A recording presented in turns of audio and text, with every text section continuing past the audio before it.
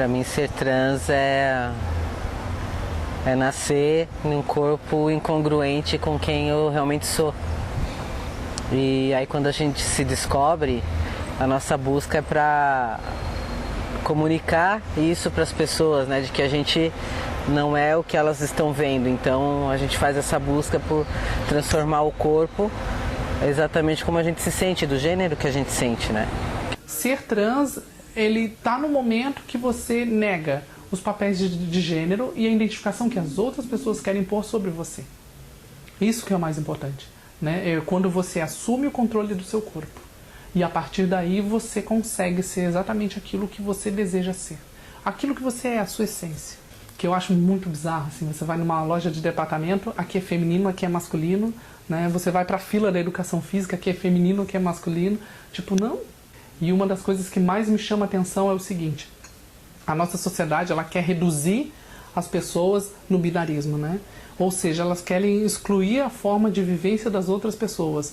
No final das contas, você não consegue ter uma contribuição geral de todo o poder que nós juntos poderemos dar, né?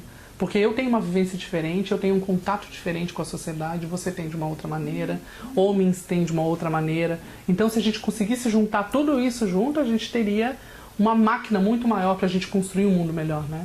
E a gente não consegue por causa disso, porque fica os dois lá, batendo um de cabeça diferente do outro e não vão para frente. Mas antes disso, como não tinha transformação nenhuma, eu passava nos postos de saúde, em todo o sistema de saúde pública, e era tudo bem, não tinha problema algum, porque na verdade o que eu sentia, aquele desconforto, só eu sentia, as pessoas não viam, não percebiam isso. Então, quando eu aparecia num balcão para ser atendido, me chamavam pelo nome que eu tinha ali no registro. Eu nunca me senti confortável com esse nome que me foi colocado, mas depois que as transformações surgiram, aí sim. Aí tem bastante preconceito, porque as pessoas olham o estereótipo, olham a aparência, não condiz com o que está no documento, e a partir daí começam as ações preconceituosas. Aí a gente não é mais atendido como um ser humano, como um cidadão. Somos atendidos como alguém diferente de quem está ali atendendo, e a partir daí que começam as ações de preconceito e discriminação. Diferente do ambulatório, né, que lá eles têm já um atendimento apropriado para pessoas trans. E aí é simples passar por um sistema de saúde. Então, a dela surge em 1993, numa época do boom da HIV e AIDS, né?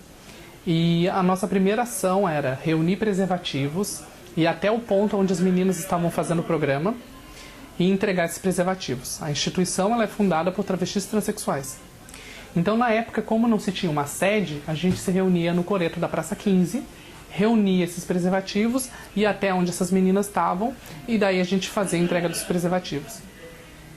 Só que tinham pessoas que desgostavam dessa nossa ação. A gente fazia esse tipo de ação para que a gente conseguisse eliminar um pouco desses dados que estavam matando as nossas amigas, né? Então, A Polícia Militar foi uma que ficou contra. E ela ficou tão contra as ações que a gente tomava que ela matou a presidente no primeiro ano de instituição. Quando ela estava fazendo a entrega de preservativo, eles fizeram uma tocaia e pegaram ela. E daí depois as meninas ficaram com medo dessa ação, porque acabou levando, né, ao óbito da presidente. Então a instituição ela se desarticula por um tempo e depois as meninas, inconformadas pela continuidade e a ausência do Estado, elas se reúnem e daí a gente volta com uma forma mais forte para, né, perpetuar a instituição. Fui acolhido na DE e a partir daí a gente começou a pensar em como auxiliar as pessoas trans que estavam chegando, né? A gente estava tentando articular alguma coisa para dar capacitações para esses postos de saúde, levar informações da ADE, realmente levar informação, que é o que a gente percebe que por falta da informação e do conhecimento é que acontece o preconceito na maioria dos casos. A gente fez um evento na UFSC de saúde e neste dia estavam alguns profissionais da área da saúde que começaram a se sentir incomodados com o que a gente estava dizendo na mesa. E daí, a partir daí, a gente firma uma parceria com esses médicos e a gente acaba instituindo juntos, em conjunto, um ambulatório da Lagoa. Foi uma coisa muito linda.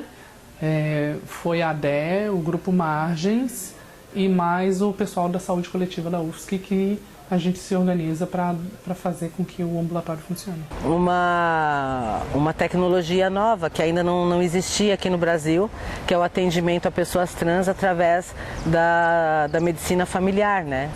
Ele foi um ambulatório feito, né, para a população de travestis e transexuais na atenção primária, então a importância de ser num centro de saúde, né, então a ideia de uma gestante aguardando uma consulta de pré-natal ao lado de uma mulher trans, de um homem trans, então a ideia de não marginalizar o acesso dessa população. No começo foi bem complicado porque as pessoas estranhavam a gente, né?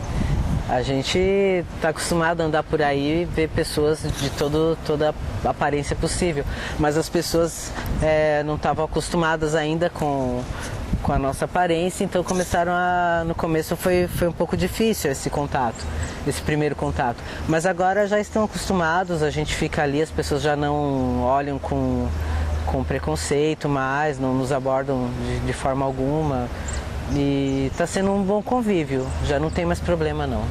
A gente queria garantir um espaço protegido para que essas pessoas não tivessem o seu acesso limitado por causa da violência, por causa da transfobia. Então, a gente acabou ocupando algumas salas de um centro de saúde que já funcionava no horário estendido e criou o ambulatório, então, todas as segundas à noite, das 18 às 22 horas. A gente chega lá no posto de saúde, somos atendidos pela equipe do Dr. Tiago, onde nos acolhe já de início ali na recepção, já tem esse acolhimento com respeito ao nome social, né? Eles abordam a gente com muita descrição, enfim. E nessa conversa, nesse bate-papo, quando a gente se diz transexual, ele não precisa de nenhuma prova para isso. A partir daí, ele já prescreve alguns exames para ver que condição a gente está de saúde e a partir daí começa com a hormonoterapia se for de nossa vontade, né? E é muito respeitado essa condição de fazer o que a gente se sente bem por fazer, não algo implícito em uma cartilha ou em alguns itens ali, algumas descrições padronizadas. É importante para poder fazer atenção integral despatologizar as experiências transexuais e travestis. Não dá para eu dizer que uma pessoa transexual ou travesti é doente e querer trabalhar em cima disso para poder dar a ela acesso às tecnologias. E dar acesso às tecnologias de transição é uma questão de promoção de saúde, né?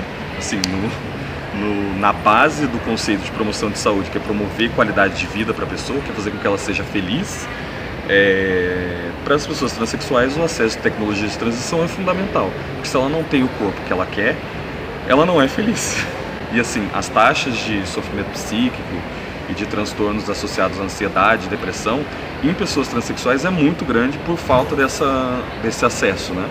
E a própria questão da transfobia institucional que essas pessoas sofrem, está associado também com a ideia de patologização. Se eu acho que a transexualidade, a travestilidade, não é um fenômeno natural, um fenômeno patológico, é óbvio que eu vou tratar essas pessoas de forma anormal.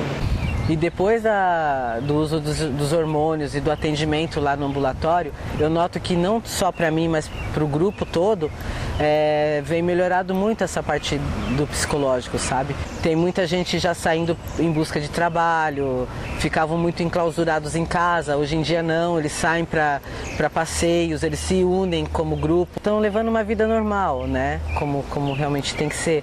E os médicos esclarecem tudo ali numa consulta. Eu mesmo já levei minha mãe lá e foi super bom, assim, sabe? Ela já tinha se libertado de muito do preconceito que ainda tinha. Mas conversando com o médico, passou aquela confiança ainda maior de que eu estava fazendo algo que não era assim, sem uma avaliação médica, sem um critério médico, né? Essa questão quando a gente fala na autoestima, eu acho super importante debater isso, porque o Ministério da Saúde adora nos taxar como postos de HIV, DST e AIDS. Todos os projetos do Ministério da Saúde voltados à população LGBT é DST, HIV e AIDS. Aí eu falo, como é que eu vou tratar DST, HIV e AIDS numa população que não tem autoestima? Se a pessoa está ali e se ela sabe que vai morrer ou não vai morrer, para ela tanto faz. Então, o primeiro trabalho que deveria ter sido feito pelo Ministério da Saúde era como dar autoestima a essa população para que essa população possa tratar as suas doenças e se ver como pessoas na sociedade. Por exemplo, a nossa população não vai a uma praia, não vai a um parque, vocês não vê no shopping. É uma população que vive acuada e que a única coisa que tem para fazer a sua reprodução de vida é a prostituição. A gente tem o acompanhamento não só com relação aos hormônios, mas também com relação a qualquer implicação com saúde, algum desconforto. A gente, enquanto médico de família, atua em todas as outras demandas de saúde dessas pessoas, né? Então, essa ideia do acolhimento integral, que é um diferencial do nosso ambulatório para os outros ambulatórios do país, não se trata de privilégio, isso é uma questão importante, se trata de equidade. Então, fornecer um acesso diferencial para a população que tem especificidades e sofre muito com a violência, inclusive institucional, que o sistema de saúde pode oferecer.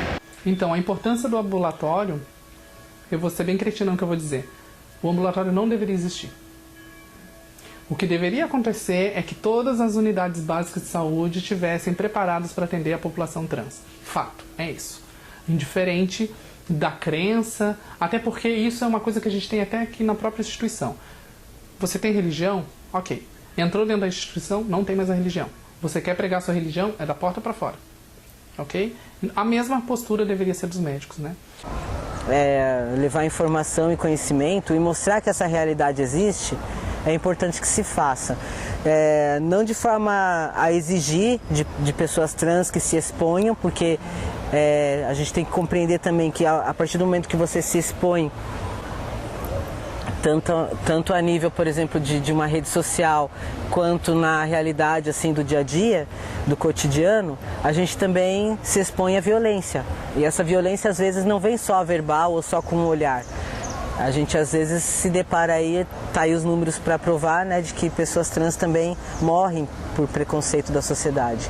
Existem formas assim de matar aos poucos também, né? Os homens trans, por exemplo, têm uma realidade diferente das mulheres trans. A gente não é, por exemplo, morto na rua porque eu passo desapercebido. A gente é morto dentro de casa, aos poucos. São pessoas que são abusadas sexualmente, pouco a pouco. São pessoas que são encarceradas, são pessoas que são proibidas de ter um convívio social, são pessoas proibidas de estudar, proibidas de sair para trabalhar, pessoas que às vezes são escravizadas para fazer um serviço doméstico, para cuidar de criança, para fazer várias atividades tidas ainda pela sociedade como um grande nível de machismo que exerce a sociedade, mas é imposto para a gente o mesmo que é imposto para as mulheres, né? Que tem atividades que é de mulher e atividades de homem. Então a gente também infelizmente a gente é colocado nesse lugar.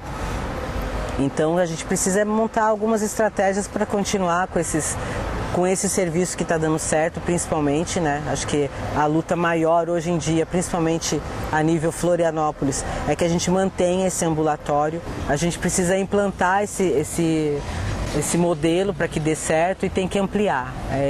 Acho que é isso que tem que fazer, na minha opinião, né?